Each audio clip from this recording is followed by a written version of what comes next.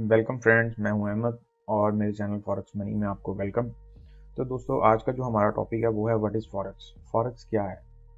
Forex पे अगर बात की जाए तो फॉरेक्स की जो गहराई है उसको भांपना इतना आसान नहीं है, और अगर एक लिहाज से कहा जाए तो इसको भांपना नामुमकिन है। फॉरेक्स एक फाइनेंशियल मार्केट है। फॉरेक्स की मार्केट दुनिया की तमाम मार्केटों से, तमाम फाइनेंशियल मार्केटों से सबसे बड़ी मार्केट है। ये मार्केट आपकी स्टॉक मार्केट से भी बड़ी मार्केट है। अच्छा, स्टॉक मार्केट में क्या होता है? स्टॉक मार्केट में लाइक अमेजोन है, उसका एक अलग कैपिटल है। फेसबुक है, उसका एक अलग कैपिटल है। ट्विटर है, उसकी एक अपनी जो मार्केट की जो कैपिटलाइजेशन है वो एक अलग है। लेकिन जब हम बात करते हैं ना फॉरेक्स की, तो फॉरेक्स में बेसिकली हर कंट्री की जो करेंसी होती है ना, वो कैपिटल के हिसाब से काउंट होती है। और ना सिर्फ एक कंट्री की, अराउंड द वर्ल्ड जितनी भी कंट्रीज हैं, जितने भी ममालिक हैं, सबकी कैपिटल जो है वो जब एक होती है तो वो फॉरेक्स में आती है, वो अंडर फॉरेक्स आती है। और इसीलिए फॉरेक्स की मार्केट दुनिया की सबसे बड़ी मार्केट है। अच्छा, इस मार्केट में अगर उतार चढ़ाव की बात की जाए तो इसमें लम्हा बलम्हा उतार चढ़ाव आता रहता है। ये मार्केट इतनी तेज है कि पलक झपकते ही इसमें डिजिट्स चेंज हो जाते हैं। आप कुछ सोच रहे होते हैं, इस लम्हे आपने कुछ सोचा है और अगले लम्हे रेट कुछ हो गए हैं, उससे अगले लम्हे रेट कुछ हो गए हैं। अगर बात की जाए इस मार्केट की बिहेवियर पे, वर्किंग बिहेवियर पे, तो ये हफ्ते के 5 दिन और दिन के 24 घंटे की मार्केट मुसलसल चलती रहती है। ये मार्केट रुकती नहीं है, इसमें लेन देन मुसलसल चलता रहता है। फॉरेक्स जो है वो एक शॉर्ट फॉर्म है फॉरेन एक्सचेंज की। अब फॉरेन एक्सचेंज क्या होता है? मिसाल के तौर पे, अगर आप यूएसए में रह रहे हैं और आपके पास $100 है, आपने ट्रैवल करना है यूरोप। तो यूरोप में जाने के लिए आपको डेफिनेटली यूरो चाहिए होंगे, क्योंकि वहाँ पे जो उनकी जो लोकल करेंसी है वो यूरो है। तो आप अपने जो यूएस डॉलर हैं उनको कन्वर्ट करेंगे यूरोज में। अगर आपके पास $100 हैं तो वो यूरो में आके कन्वर्ट होते हैं, लेट्स सपोज 90 यूरो।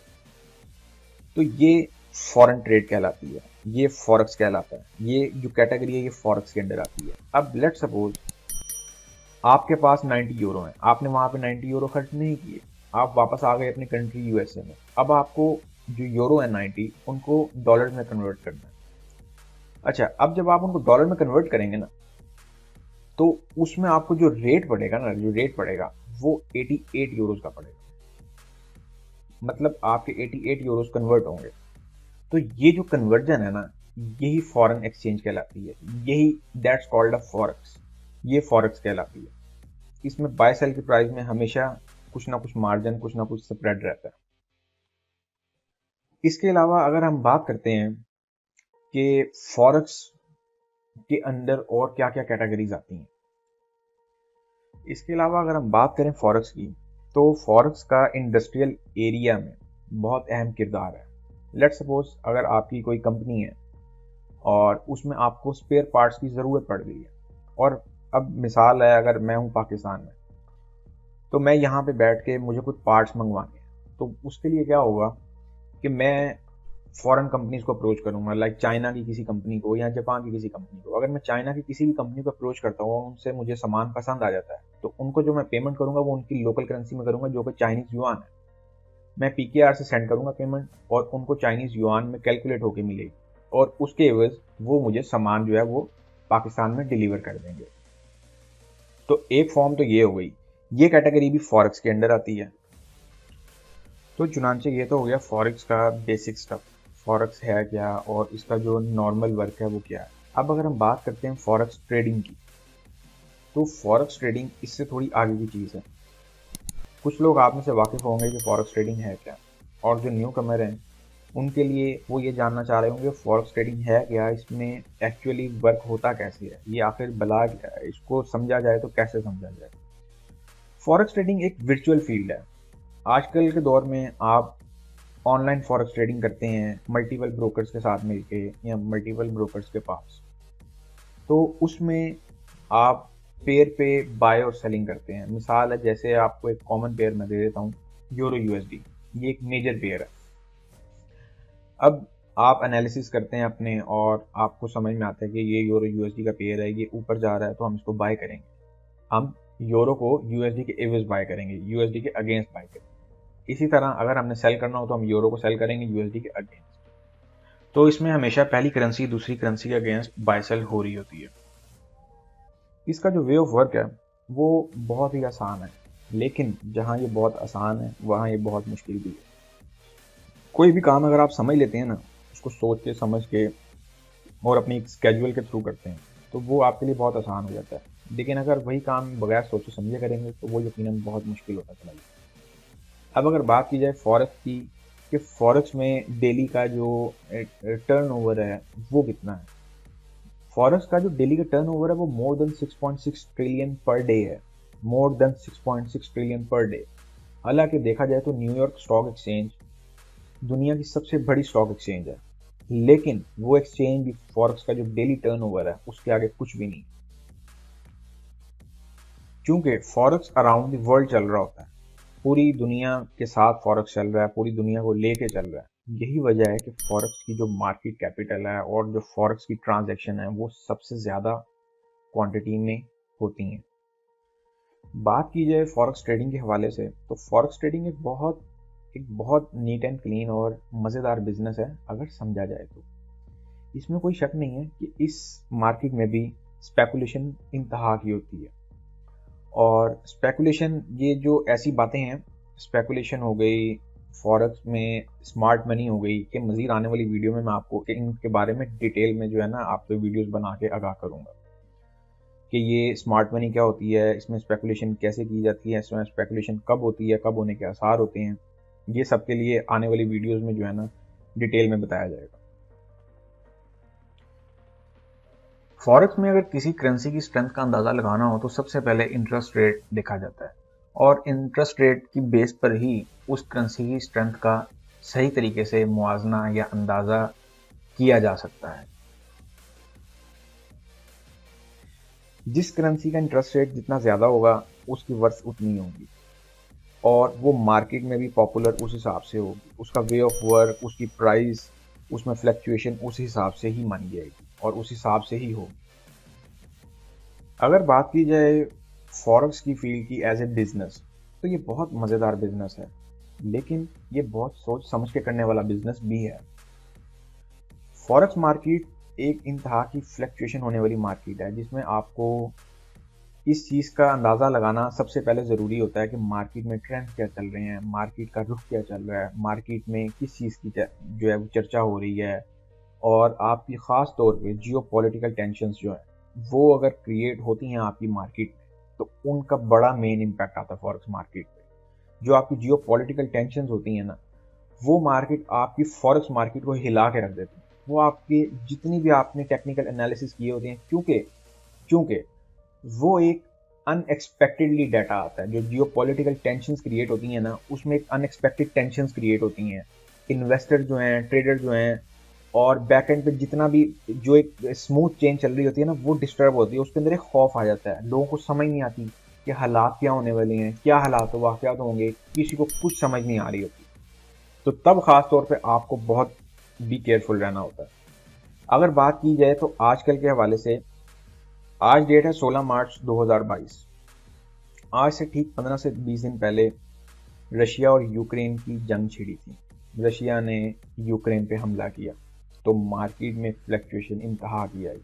जो करेंसीज थी वो अपनी जगह से 300, 400, 500, इवन के 800 पिप्स का भी ट्रेंड लेके गई। तो ऐसे मौके पे आपने बहुत ख्याल रखना होता है। गोल्ड जो था, गोल्ड 1860, 70, 80 के राउंड अबाउट था, लेकिन गोल्ड जो अपना हाई मार के आया वो उसने 2020 अपना 2 साल पुराना हाई मारा, और वो जो हाई था वो 2020 में 2064 के लेवल का था, और वही हाई उसने 2022 में इन टेंशंस के दौरान मारा।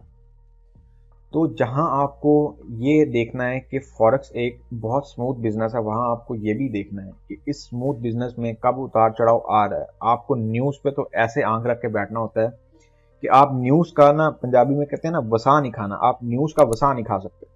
और न्यूज़ पे तो आपकी आंख ऐसे होनी चाहिए कि आपको पलक झपके भी ना तो आपको पता होना चाहिए कि मैंने पलक झपकने के दौरान जो न्यूज़ आई है वो ठीक है। इसमें फॉरेक्स की मार्केट में छोटी से छोटी न्यूज़ भी बहुत अहमियत की हामिल होती है। याद रखें, फॉरेक्स की मार्केट एक ऐसी चीज़ है जो डिपेंड ही न्यूज़ पर करती है। इसकी जो बेस है ना वो न्यूज़ है। सबसे पहले इस पर न्यूज़ इम्पैक्ट होती है। जो न्यूज़ होती है ना, उसका इम्पैक्ट इतना फास्ट होता है कि वो आपकी टेक्निकल एनालिसिस, फंडामेंटल एनालिसिस, उन सब को जो है ना बाजू का डिस्ट्रॉय करते हुए आपकी चार्टिंग सारी डिस्ट्रॉय कर दी जाती है और मार्केट एक अलग ही रुख पकड़ लेती है। तो लिहाजा इन चीज़ों का आपको बहुत ख्याल रखना है। चूंकि ये फॉरेक्स का हिस्सा है, इसीलिए मैंने इन सब चीज़ों को भी साथ साथ आपको बता दिया ताकि ये चीज़ें भी आपके जहन में रहें। मजीद आने वाली वीडियोज़ में मैं इन चीज़ों को बहुत डिटेल्स में बताऊंगा। अब अगर बात की जाए कि फॉरेक्स को आप एक नॉर्मल बिजनेस के तौर पे ले सकते हैं, तो मेरा जवाब है बिल्कुल ले सकते हैं।